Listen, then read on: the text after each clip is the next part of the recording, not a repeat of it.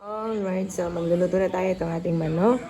And yung mga ingredients natin, carrots, potato, bell pepper, soy sauce, tomato paste, bawang, sibuyas, calamansi, at kamatis. So let's start to cook our food for today.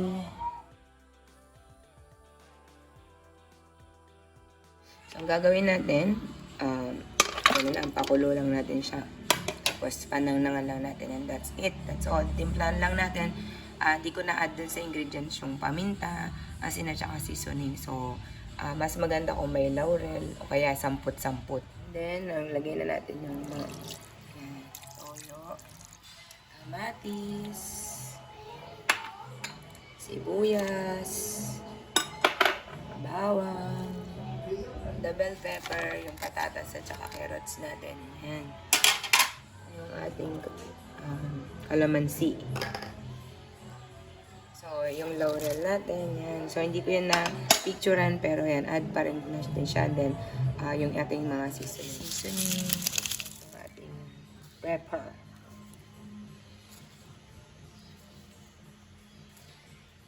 Tapos, we will add water.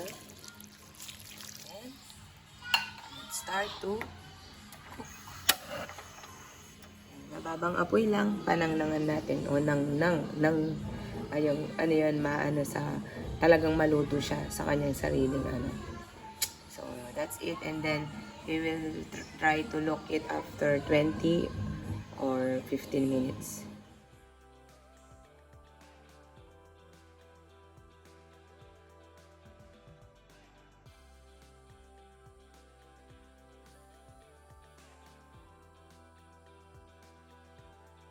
Konting-konting pa sa subside na yung sabaw.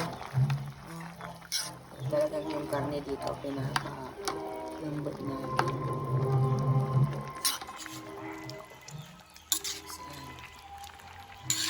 Sabaw na sabaw at saka yung talagang karne parang nawawala na sa buto. Ganun.